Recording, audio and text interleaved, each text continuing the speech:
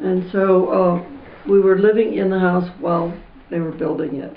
But that part was pretty much done when we moved in, but there were still the subfloors, no real floors yet, and holes cut in the floors where the heating ducts were going to come.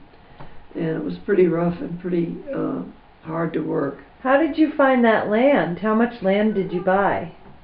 Well, it was a huge farm which was planted to some crop, and the man who owned it wanted to get rid of it, but he didn't want to develop it as a development, which meant that he would have had to put in streets and maybe sewers, streets, curbs, sidewalks, whatever it takes to make a development of houses.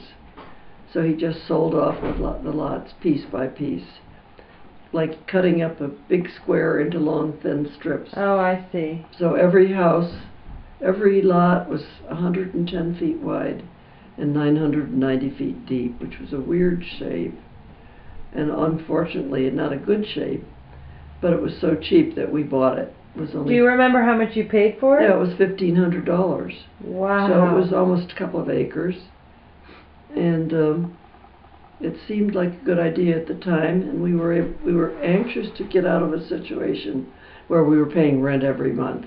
In this way, my husband would get a paycheck, and he'd go and buy lumber, so we never had a really big mortgage, and he did a lot of the work himself.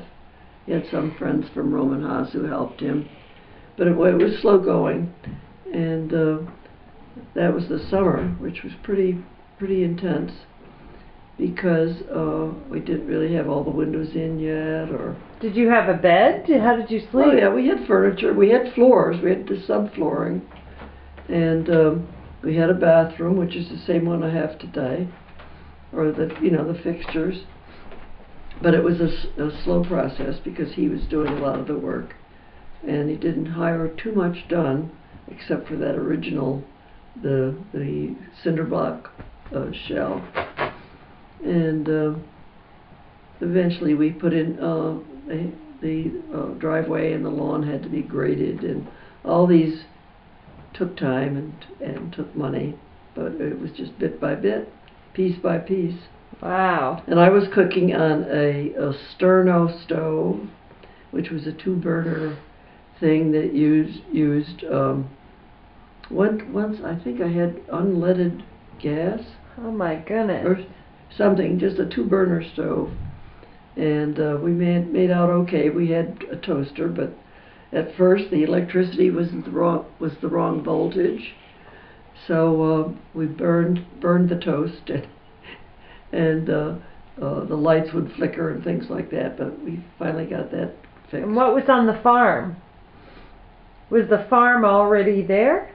It was a farm that was probably raising alfalfa or wheat or something that was going to be harvested, and then maybe the land worked again. But the man who owned it was not really a farmer. He just had that piece of property he wanted to get rid of. Oh, okay.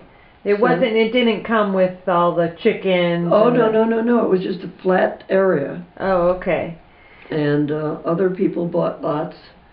Next door we had a family named Eves.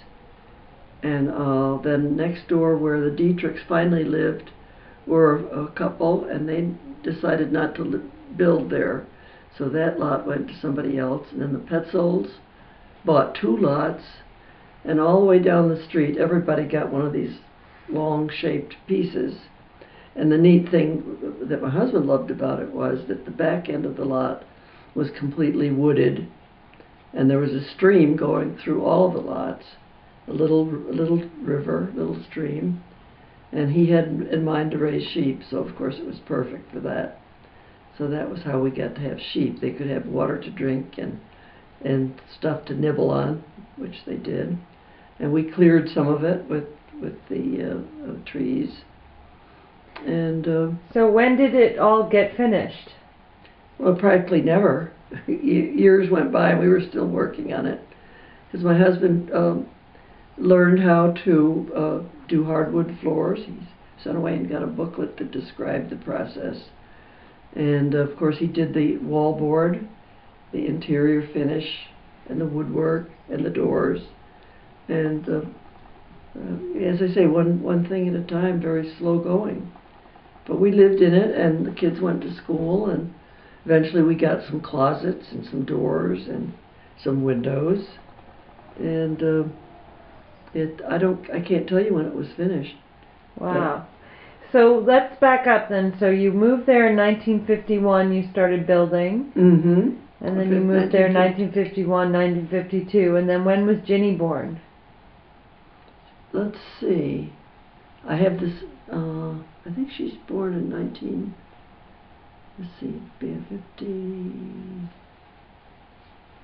Oh, why can't I tell you that? How many years younger is she than Gail? Well, Gail was 1950, so Ginny would be about 1953. No, 53. And then Shelley was the following year. Shelley and Ginny are 17 months apart. Oh, okay. But anyway, Ginny was born when I was in that house, when the house in Southampton, and she was born in Abington Hospital, and my mother drove down from Buffalo to be with the kids when I went to the hospital. And did you get sick again when Ginny was born? Because you got sick with Mom and sick with Gail. I never had morning sickness or anything like that. No, but you got sick in the hospital with Mom. No, it wasn't. It was different with Ginny because I was, again, fairly energetic when I thought I was going to have the baby that day. I started ironing and washing and doing all these things, frantically. And I was ironing, and I really got some pains. And it was about 4 o'clock in the afternoon, and my husband came home at 5. So we didn't have cell phones, but I knew that he'd be home pretty soon. But then the pains started coming faster.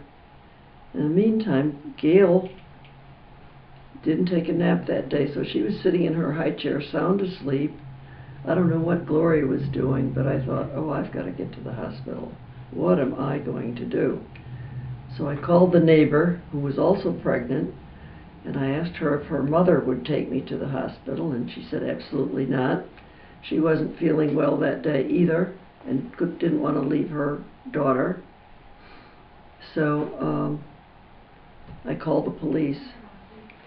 So I called the police, and the police car came roaring into the driveway, and I went out and got in the car and told my mother, when Nick gets home, tell him that I've already gone. I couldn't wait. Oh, your mom was already there. My mother was there, but she didn't want to take me to the hospital. First of all, she didn't know where it was, but also Gail was asleep in the high chair. Gloria was doing something, so she had to stay with the 2 children. So the policeman drove in.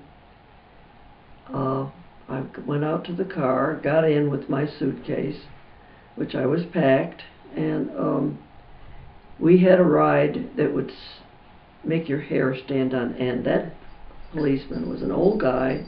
He was so darn scared that I was going to have the baby in the back of the police car. He must have gone 98 miles an hour, and it was rush hour traffic. So we went roaring up Bristol Road, over Davisville Road. When we got to Willow Grove, the road was closed because the commuter train had just pulled in. So the railroad tracks were closed. Wait. I think it stopped.